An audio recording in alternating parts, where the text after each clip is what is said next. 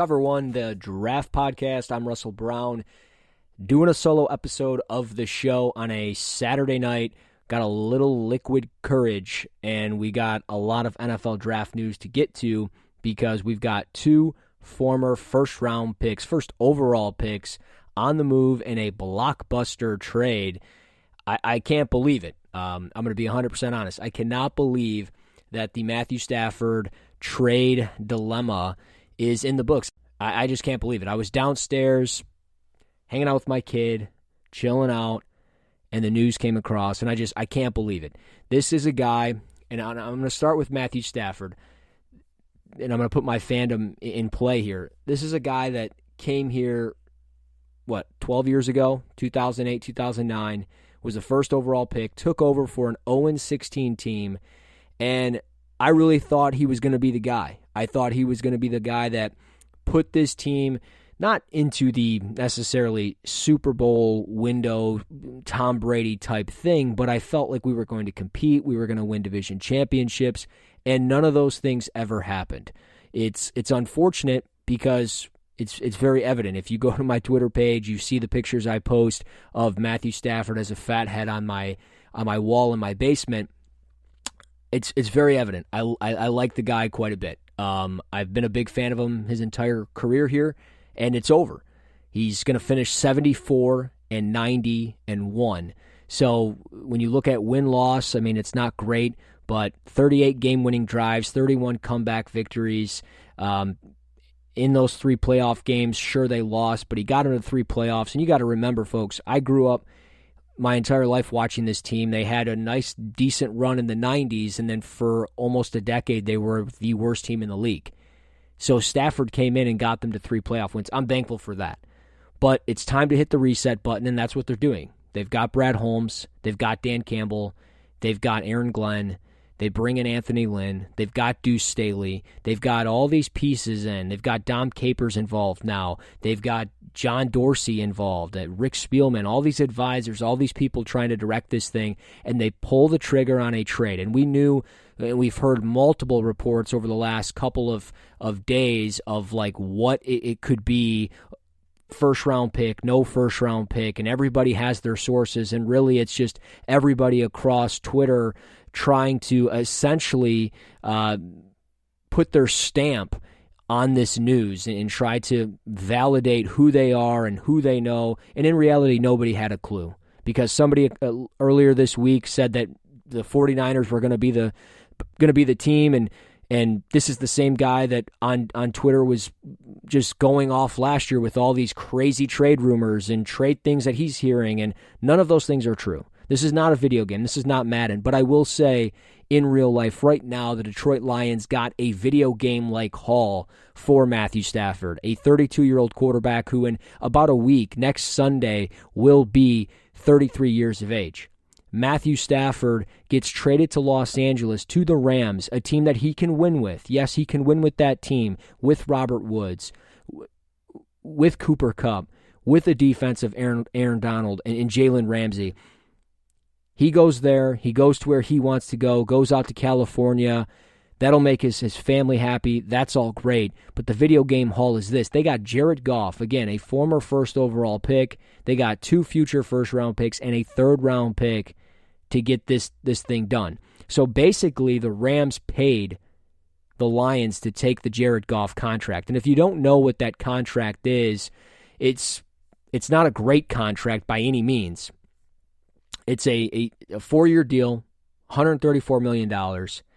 Going into this year, he's got a base salary of $25.325 million. He's already been paid his roster bonus, so I don't know exactly what his cap hit would be. He's already been paid a roster bonus, that is, by the Los Angeles Rams. So even if the Lions got rid of him, it wouldn't cost them pretty much anything from things that I'm reading and everything else. But really what the nice thing is he can become a 2-year rental for Detroit. 2021 and 2022. They've got a potential out after 2023. And if they let him go after 2023, he'll be going into age 29. and he'll only have a dead cap hit of $8.6 million. So really not that bad. Better than anything as far as getting rid of Matthew Stafford if they were ever to get rid of him. Granted, in 2022, if Matt Stafford was done in Detroit, it would have been a $6 million dead cap hit. But Detroit could not wait that long. Detroit knew they needed to hit the reset button. They knew they needed to do this thing, and they're doing it right. I cannot believe that this team is doing this thing right. They took their star player over the last decade, not named Calvin Johnson, the guy that's been the face of the franchise. Again, like I said, somebody that I love. I think he's a fantastic player for this team. I'm probably his biggest fan in the city. And they deal him for, again, 2 first-round picks, a third-round pick, and Jared Goff. So Jared Goff can either be the guy or Jared Goff can be the rental player. But the interesting thing now enters, where does the third-round pick come? Is it a third-round pick, like a future third-round pick? Is it a third-round pick this year? Is it a third-round pick next year? Because I mean, we know what the first-round picks are going to be. It's not going to be a first-round pick this year because the Rams don't have one. And the Rams don't have a first-round pick until next year. And odds are they won't be picking in the first round until 2024. So Detroit will probably get the 2022 first-round pick and the 2023 first-round pick from the Rams, which is phenomenal because even if the Lions are bad for the next 2 years, they're going to be picking probably within the top 10, top 15 of the draft. And if the Rams are any good, they'll pick in the back end of the first round, and it's all good. So they've got multiple first-round picks coming in, and this is how you hit the reset button. This is something that Cleveland's done. This is things that Jacksonville's trying to do, things that the Jets are trying to do. We're seeing it across the league. The Lions acknowledged it, they accepted it, and now they're taking matters into their own hands, and they did it by moving the biggest piece of the puzzle, Matthew Stafford. They weren't winning games with him, important games with him. They weren't winning division championships. And with how this roster is set up, they knew they needed to do this. So they get an extra third-round pick, I believe, for this year. They'll get 2 first-round picks over the next 2 years. I've been over that. But now they went from 5 picks in this year's draft to 6, so that's important. But what's also important, and I don't need to get into Matthew Stafford and how he fits Sean McVay's offense and what it does. Let's be honest. Matthew Stafford going to the Rams gives him an opportunity to be comfortable in an offense that fits the way he can play, but also it gives him a little bit of a sigh of relief. When he goes to the bench, he doesn't have to worry about the defense falling apart time in and time out every single time. He's got a defense he can rely on, and that's what the Rams are. They're one of the best defensive units in football. That should continue, and that should build the confidence for Matthew Stafford. So I wish him luck in L.A. I wish him luck with the Rams. I wish the Rams all the best. I will root for Matthew Stafford wherever he goes, whether it's 1 year in L.A., 1 year with the Browns, 1 year with I don't care where it is. I wish him all the best. But for Detroit, this is a draft podcast. That's where I've got to put my focus, and to be quite honest, it starts with Detroit. And a lot of this draft, a lot of people said this draft could start with Detroit despite not having the second or third pick. But now they actually have some draft capital to where they could move up. They now have Jared Goff. They could move up and get into top 3 position to get a quarterback like Justin Fields, to guarantee they get Justin Fields, or put themselves in the market for Zach Wilson.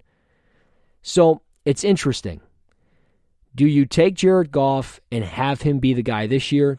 Do you put him out there on the market, try to get the best available offer? Like, do we see almost like another flip here on a quarterback by Detroit? I don't think so. I think Goff will be the starter this year. I'm almost positive that's what's been coming out and being said across the kind of the league from trusted sources and writers within Detroit sports media. They're saying Jared Goff will be the starting quarterback for Detroit as far as what they've heard so far, unless something changes. Now, again, Detroit, this could all be a bluff. They could be looking to move Jared Goff. It could be Washington. It could be New England. You never know. But odds are I think Jared Goff stays. But the interesting thing is 7.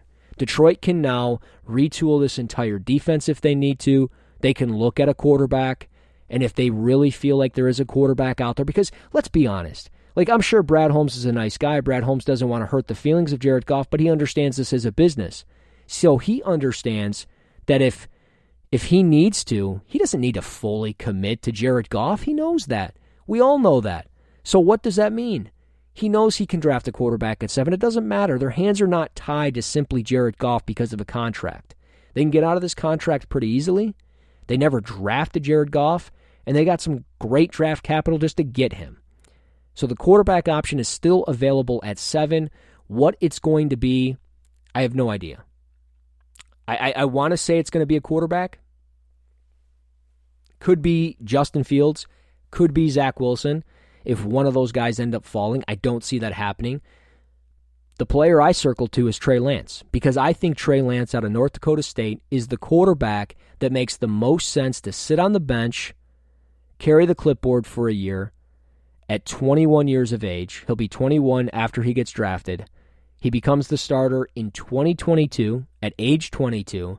Maybe you move Jared Goff for a future draft pick, whatever that draft pick may be. I'm sure somebody out there would take Jared Goff, and I'm sure it's not great thinking, oh man, Jared Goff getting moved to another team in 2 years, his third team in 2 years, probably not great. But Detroit has now some options, something that in years past they've never had, something that Bob Quinn never let them have, something that Martin Mayhew never let them have. But that's because Martin Mayhew actually had some pretty successful drafts. He was responsible for bringing in guys like Ndamukong Suh and Nick Fairley, who had a pretty good defense those years. He had some good years. So, and again, that was early in Matthew Stafford's career. So you probably weren't giving up on Matt Stafford at age 24, 25, 26. 26 is the age of Jared Goff, which is where the Rams have given up on him. And it's funny, in my head I'm thinking they just traded a guy that's got a bad thumb for another guy that's got a bad thumb. So, and even my son brought that up. So it's just so interesting to me on how this whole thing works. You get a quarterback that's 26 that, let's be honest, a few years ago, I think people were pretty high on Jared Goff. It's definitely cooled off since, but he's 42 and 27 as a starter in the NFL. He's got over 18,000 passing yards, over 100 passing touchdowns, and 55 interceptions. I mean, back in 2017, he had 28 touchdowns to 7 picks. They went 11-4 that year. The year after that, they went 13-3, went to the Super Bowl. So, I mean, he brings in everything that I mean, the qualities, the resume for a quarterback in the NFL, it's there. But he's definitely not the same guy. And maybe the change of scenery, maybe getting away from Sean McVay, maybe being with Dan Campbell and biting some kneecaps, maybe that will do him some good. I hope so. I mean, that would be awesome. But the Lions have to figure out how they're going to commit to this, because you don't want to draft a quarterback now and then potentially see the option of Jared Goff just blossom, which I guess is fine because then you can move that quarterback. But like, your hands are really no longer tied, and I know I said that, but they kind of are, because you don't know what Jared Goff is going to be unless they truly want to rebuild this thing around him. Maybe they feel like at 26, he can be the guy. Maybe Brad's comfortable with that. There's so many different things, and again, I'm still processing this. This trade went through, half hour ago? So for me, I'm still trying to figure this thing out, but I'm excited for Detroit because it's 2 first-round picks, it's a third-round pick this year, and a quarterback that can manage. So many people said, Detroit has a game manager for a quarterback, or they have a guy that takes too many risks. Go out and get a game manager, a guy that can win you games. That's what people used to say with Matthew Stafford here in Detroit. It was never positive things until recently. And it's going to end up being people are going to realize what we had now that it's gone. And I think maybe people are starting to realize that now that Jared Goff's going to be walking in the door. But again, you're getting 3 draft picks out of it. I thought nothing was going to come out of this outside of the fact that they would maybe get 2 draft picks for Matthew Stafford. I thought that was going to be the maximum. But they got a quarterback that's been established in the league, and who knows? If they go all defense in this draft because it's so bad, maybe it works out. I don't know. I don't know how the books are going to work for them to bring back guys like Kenny Golladay, but if they drafted Trey Lance or Justin Fields at 7, I'm okay with it, because I would assume that means the future of Jared Goff is a short one here in Detroit, and maybe that means, again, you move him down the road and you get more draft picks that way, because I'm sure somebody would spend for that. But ultimately, right here, right now, I want this team to do what they're doing. Continue doing what you're doing. Blow this whole thing up and keep retooling, rebuilding, and doing it the way you're doing it. I don't care about the contract. I don't care about the numbers. The numbers on contracts for quarterbacks, we all know it. It's astronomical. It's insane. It's absurd. So it is what it is. I don't care about that stuff. Give me the draft picks. You got somebody that's proven in the league a little bit. Just keep rolling with it. Maybe it blows up. Maybe Jared Goff's absolutely dog crap here. Maybe he's terrible. But again, the draft picks is what I've wanted. And for them to get a video game like haul on this trade props to Brad Holmes tonight. Props to Dan Campbell. I don't know. Maybe they got turned down so many times on these trades they were biting kneecaps, and then finally somebody just budged and that team was the Rams. I don't know. Or maybe it was Brad Holmes and Jared Goff. They're a package deal. But it's fun. It's interesting. I'll have probably more on the Lions down the road as far as what their draft options will be. It'll become a little bit more clear once they get through free agency. I mean, they got to figure out Kenny Galladay's contract, if he's going to come back or not. Marvin Jones, he's probably done. I don't think he'll be back. So they could be very well looking at wide receiver at 7. They might look at next year at quarterback or the year after. I mean, next year it could be Sam Howell out of North Carolina. I don't know. But right now, they've got Jared Goff, and this is huge. This is so huge for Detroit. This is the first time it actually feels like we're not stuck in that revolving door. It doesn't feel like Groundhog's Day today. It feels completely different. It doesn't feel like we woke up and it was the same old thing, the same old Lions.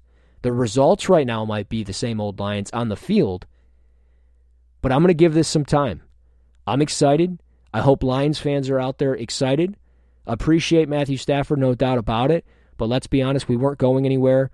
And we got a guy that's just had 2 bad backs, or 2 back surgeries, a bad thumb, a bad ankle, a bum everything. And we got 3 draft picks and a quarterback that can still go out there and move around a little bit. And that's no disrespect to Matthew Stafford, but I was tired of watching him drop back, and I had to hold my breath and grab onto a pillow and wonder if this guy's going to get back up. I don't got to worry about that.